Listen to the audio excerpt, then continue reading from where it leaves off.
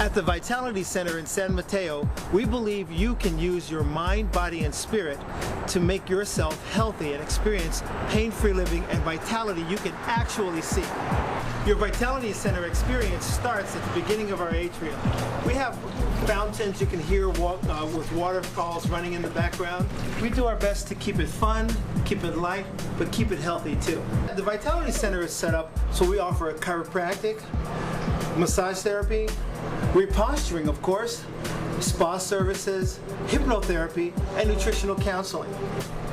We have our spa services are offered here by Alma, and she's got a nice, beautiful surrounding and a nice zen feel to her room. Our chiropractic offices are well lit, and you'll find that as we go from room to room, each practitioner who works with us is able to decorate their room and give it a very personal feel. So some people actually have their favorite rooms when they come here. Please come on. Hypnotherapy gets performed in this room, as well as acupuncture. In this room, it's one of our other massage therapy rooms. This is our consultation room, otherwise referred to as the Heritage Room. This is where I do my consultations. I'll sit here and people will, their eyes will wander, my artwork and different things that are personal to me as a healer that reflect both my African American heritage, my Native American heritage, and it's a nice comforting place to be. A view of the atrium, our fountain, and outside. The lighting is natural, except for the accents that we have on the artwork.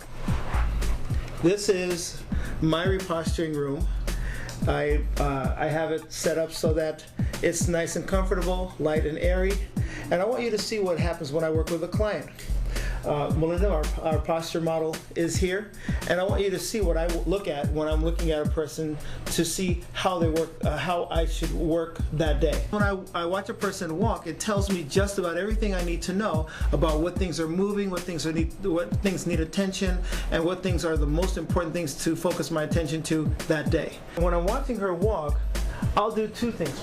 I'll see how her feet stride, and if you can see on her right foot, I can see the push-off goes from front to back.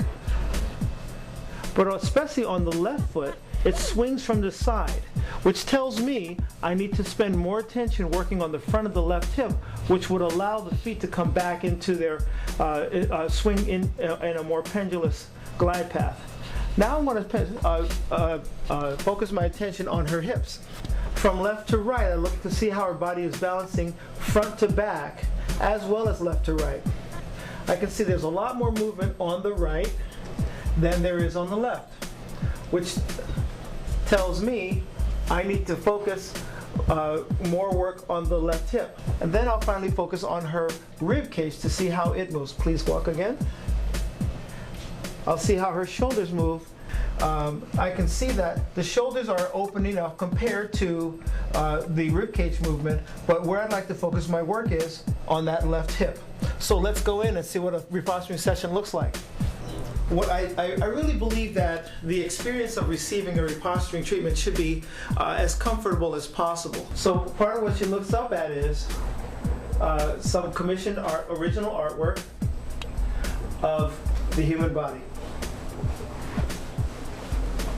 When I start out working on a person's body, I'll look down to see how things are how her body's lined up, and I'll do a little bit of a shake.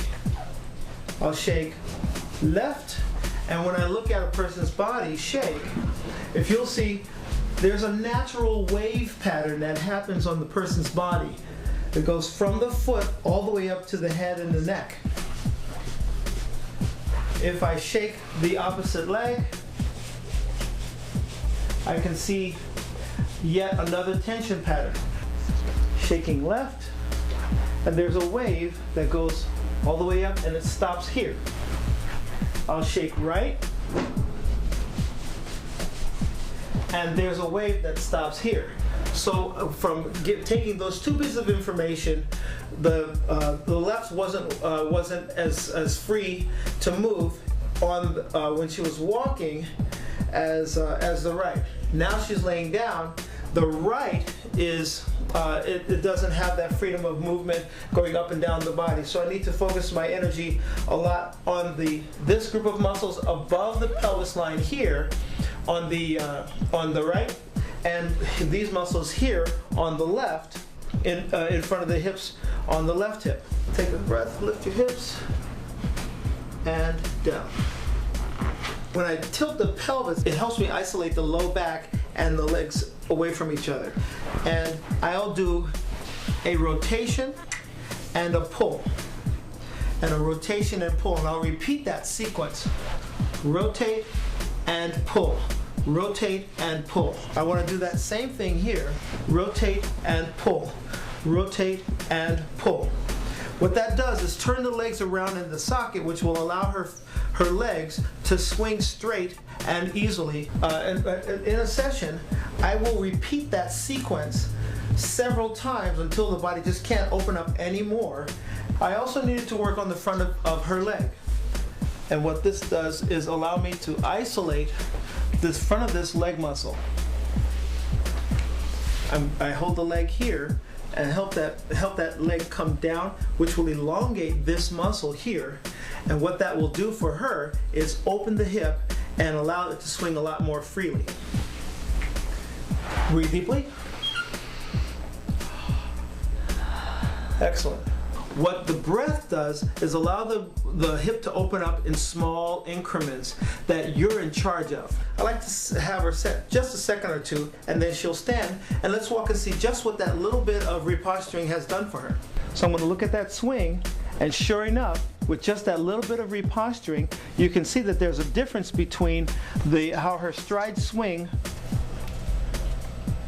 much more straight and parallel. With just that little bit of reposturing, her hip has opened up. Now focus your attention to the left.